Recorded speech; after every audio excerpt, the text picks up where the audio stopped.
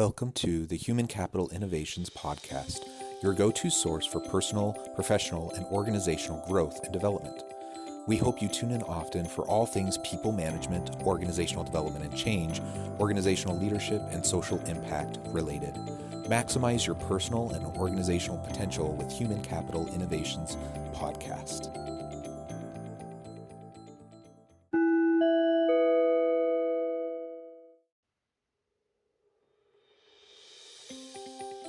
Welcome to the Human Capital Innovations Podcast.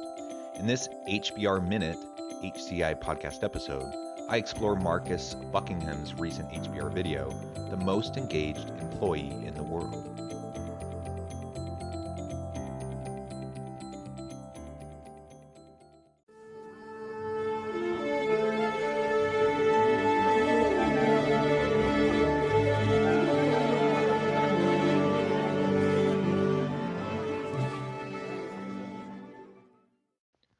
Welcome back to the Human Capital Innovations Podcast.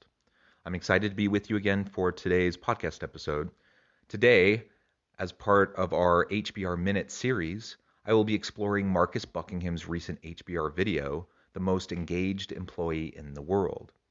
In this video, he talks about results from a 19-country study on employee engagement, where he looks at and creates a composite character around the factors that make us to feel engaged at work. And he'll go through all of that along with one of his colleagues to describe how we can better engage our employees when we're leaders, how we can create a more engaging environment, an environment where people can feel more motivated and do their best work. So I'm excited to have the opportunity to explore this and share some of my thoughts along with the research insights that they share. And I'll catch you on the flip side of this first clip. So let me tell you about Barbara. Barbara, it turns out, is somebody that you're really going to want to know because she is, in fact, the most engaged employee in the world. I know this because as head of the ADP Research Institute, we've just finished this 19-country study. We really wanted to know how high is engagement in different countries and what drives it. But as part of the research, we sliced the data. And we found there's one worker in the world who's more engaged than anyone else. Her name, Barbara. That's a joke. It's not really her name. She's a composite. But when you slice the data, she's a manager or team leader in professional services. She's been with her company 5 years or more. She works on a team. She has a main job, and she's also got kind of a side gig that she does. She's a blogger. Oh, she works at home 80% of the time. When she goes into an office, it happens to be the headquarters of her firm. Her commute, in case you're interested, 31 minutes to 60 minutes. She's been with the company, but have I said that already? She's married, but she doesn't have any kids. She does have a pet, though. A python by the name of, apparently, Gregory. So that's Barbara. Listen, we don't really know that she's got a pet. Well, we know she's got a pet. We don't know that the pet is a python. And we can't be sure that the python's name is Gregory. But everything else prior to that is true. What a fun composite character that they've created to describe the characteristics of the prototypical engaged employee. Now, they mentioned a whole slew of things in relation to this composite of Barbara as the most engaged employee in the world. And I just wanted to touch on a few, and they will touch on more as the video goes on and you hear additional clips from the video. But from what they said, I thought it was so interesting that, one, she's part of a team. She leads people. She works from home 80% of the time. She has a reasonable commute. She also, she does engaging types of work that she can get excited about as she gets up in the morning. It goes on and on and on, all these different demographic characteristics, all these different factors. The bottom line, though, is as a composite, what we know about this Barbara character is that she's an ordinary person, like an ordinary employee, and an everyday employee that can be engaged when the circumstances are right, when the environment is created to allow for engagement. The fact that females are a little bit more engaged than males, that kind of a demographic factor, I'm not sure is all that important, really, as we lead people in our teams. But if we recognize elements like allowing people the autonomy and the flexibility to work from home, but also feel connected with the workplace. So maybe a hybrid model, a hybrid approach where they can work from home 75-80% of the time, but still come in for important meetings and collaborative opportunities. An opportunity for people to work in meaningful collaborative teams. There's just so many really great tidbits that come out of that first little clip. So let's continue on and find out a little bit more. As it happens, women are slightly more engaged than men. As it happens, professional service is slightly more engaging than it is to work in construction, let's say. But of all the things that we know about Barbara, by far the single most powerful one is that she is a member of a team. A team, of course, is a group of people who've agreed to work together. We like to walk through the world as though people are the same as one another. But you look around you and you see the first thing that strikes you about humanity is we're all different from one another. The best leaders know that the idiosyncrasy of every person is a wonderful thing to be drawn out, that the weirdness of a human being is the best bit. How do you knit weirdness together in the service of something useful? The answer is this splendid piece of technology, thousands of years old, called the team. I think it's really interesting that they key in on that team aspect of this prototypical composite of Barbara as the most engaged employee in the world. Now, for someone to be truly engaged, they need to be excited about the work that they do. They need to be invigorated. They need to be racing to work in the morning to continue to let the creativity and the innovation flow, where they're doing stuff that they're good at, where they're productive, right? Now, none of us have all of the capabilities or competencies needed to be effective in everything that we're doing. And so that's where teamwork comes in. When you have a good team, a really strong team that is firing on all cylinders, you complement each other and your efforts. And that allows you to get so much more done, to be so much more productive. And when you leverage the diversity on your team, when you recognize the value that comes from all the different backgrounds and perspectives and the different skill sets, and you leverage those and all of that diversity, then it even increases those outcomes, and it makes for an even more engaging type of an environment. Now, interestingly, though, we know from not only this research that they're citing, but I've done a lot of research myself in the same area. I've done many studies, dozens of studies looking at countries around the world, as many as 37 countries related to the workplace experience of employees, employee engagement, satisfaction, and the various factors that drive those outcomes. And what I see over and over and over again is that relationships in the workplace matter. They matter a lot. And so when you have really high-performing teams, you have strong relationships where there's mutual accountability and trust. And that drives engagement and satisfaction. The opposite is also true. When you have really dysfunctional teams, that's one of the first things to drive dissatisfaction, because those negative relationships make going to work and being and performing your work to be much more difficult, and it's hard to sustain the level of excitement and energy behind your work.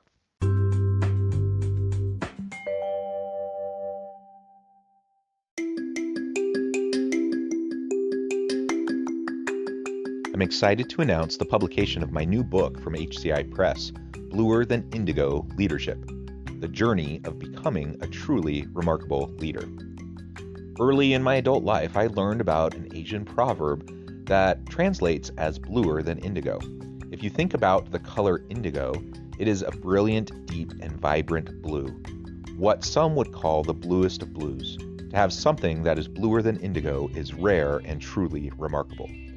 Contrary to popular myth, there is no one-size-fits-all or cookie-cutter approach to effective leadership.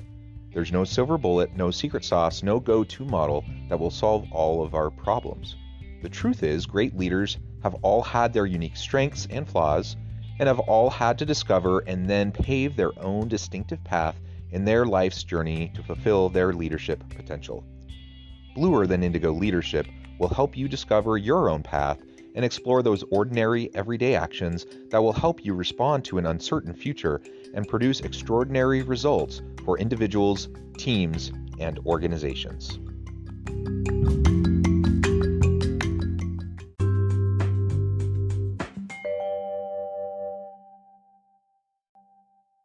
If you say you're part of a team, if you feel part of a team, you are twice as likely to be fully engaged at work. Barbara's part of the gig economy as well, with one full-time job and one side hustle. Are there any lessons there for the world of work? The two most compelling reasons for people to be gig workers are, number one, that it gives them a greater opportunity to be in control of their lives. 25% of all gig workers around the world give themselves the same title, president. And the second most powerful reason, the full-time job gives us predictability and stability. The gig job gives us a chance to do something that matters to us. To do what you love. Some stability here and then some flexibility, creativity there is something that we could all learn from. I love the focus on the side hustle. Again, this bears out in a lot of research, not just in their study, but people want the opportunity to have autonomy and to be able to master something. And a lot of times what we do in the workplace just doesn't provide us with as much of that autonomy and mastery opportunity as we might crave. And so when we are involved in the gig economy, when we have a side hustle, it can actually enhance our creativity and innovation and our performance, not only in the gig work that we do, but also in our main job. And as one that has been involved in a lot of side hustles in my day, this certainly holds true for me. I have my day job, my full-time gig as a professor. I love it. It provides tons of stability. It provides that home base that I can come back to again and again. I know that I always am providing for my family, but then it provides me with the security to go out and innovate and to try different things and to do lots of different side hustles. And I don't have to worry about my family getting by because something I'm trying might fail. So it frees me up to be even more creative, and I just love it. I love working on these creative side projects that informs my work as a university professor and helps me to be a better teacher and a better researcher. And all in all, it's just a win-win for everybody. We learned Barbara's a remote worker, but that might be a little bit surprising because we think of remote workers being somehow separate. The data says that remote workers who feel like they are part of a team are actually more engaged than co-located workers who come to the office today who feel that they are part of a team. Clearly, there's some value to working at home and having the creativity and the flexibility that comes with that, the control of your own schedule. Remote and feeling part of a team trumps co-located and feeling like part of a team. The question is, how can I get more Barbaras? I think this insight about working from home and being able to go into the office, having that mixed approach, I think this is particularly timely because of the pandemic and all of the remote workers. And when we're so isolated, we can see how challenging that can be over time, where we don't have that connection directly with people. But what the research is showing, both this study and in additional research and my own research, is that this hybrid approach, taking the best of both worlds and really all of the cost savings, all of the productivity increases that can come from remote work and allowing people flexibility over their schedules and the autonomy to organize and schedule their day, that provides a ton of benefit, especially when coupled with a meaningful team experience and the opportunity that they have to come in maybe once or twice a week to be able to work with their team and to do those more hands-on collaborative types of meetings and work that will drive the success of the team. It's really an interesting finding, and it, again, holds true for me, and I think it's particularly important during this pandemic. At the moment, the levels of engagement are not high at all. 15.8% of people are fully engaged at work. That means 85% of us around the world are just coming to work. So our challenge really is, once we get people to come in and join our companies, how do we get them engaged? How do we get them productive? We would all like to have the world's most engaged person working on our team, to which the answer is you do already. You just have to help them express that and step into that. It's not a question of choosing the right person. There's nothing about Barbara that's inherently engaged. There is a set of things in her environment that each of us could help create at work that brings out the best in Barbara. Do you feel part of a team? Does the team bring out the best in you? That's how you get more Barbaras.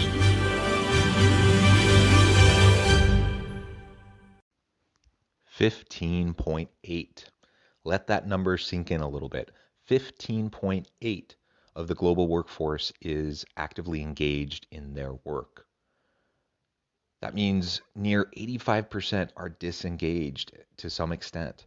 That's horrible when you think about the lost productivity, the opportunity cost, and the overall economic cost to societies and to the firms that employ these individuals. That's not ideal for anybody. And think about the lives of those close to 85% of employees around the world that don't get excited about their work, who don't go to work engaged, who don't go excited and happy about what they're going to be doing, where they're doing fulfilling work, where they're working with other people that they enjoy, and the opportunity to learn and grow. So we need to create more engaging types of environments. And it's not rocket science. You create good teams where people can do meaningful work, where people can lean on and rely on each other, where they can stretch, where they can grow. You give people the opportunity to do what they do best each and every day.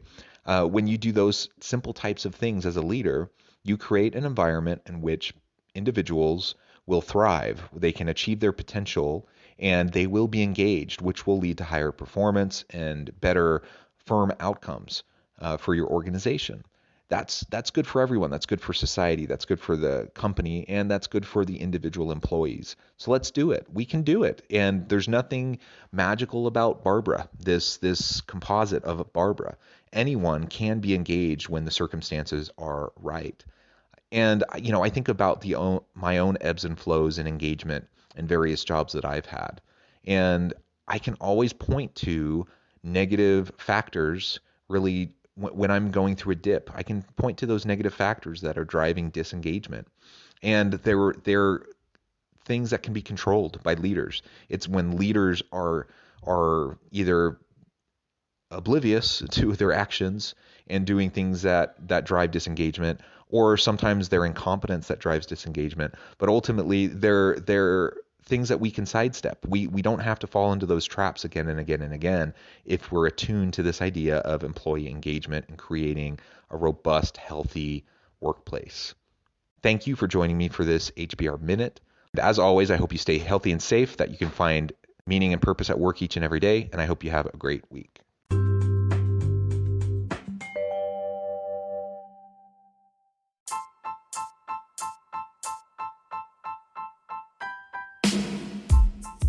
The alchemy of truly remarkable leadership. Ordinary, everyday actions that produce extraordinary results. Consider how the nature of work has shifted over the past 50 years. With increased globalization, rapid technological advancement, and the shift in economic composition, the average job of today looks very different than the average job of 50 years ago. What will the jobs and organizations of tomorrow look like? Moreover, what does this all mean for organizational leaders? What are the core competencies and capabilities of organizations and their leadership that are prepared for continued disruption and geopolitical and socioeconomic shifts? Regardless of what the future holds, increasingly, leaders need to be socially minded, data-driven, decisive, champions of talent, and disruptors of the traditional notions of leadership, teams, organizations, and work. The alchemy of truly remarkable leadership will help you to explore your own leadership competencies and capabilities and consider ways to apply and implement them into your workplace and personal life.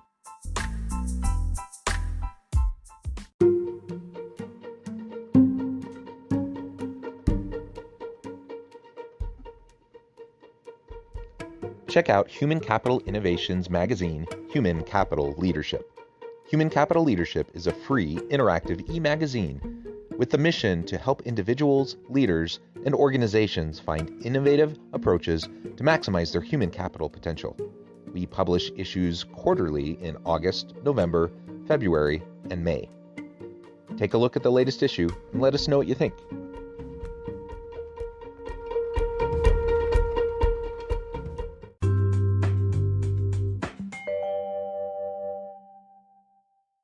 Thanks again for joining us for this episode of the Human Capital Innovations Podcast. I hope you stay healthy and safe and that you have a great week.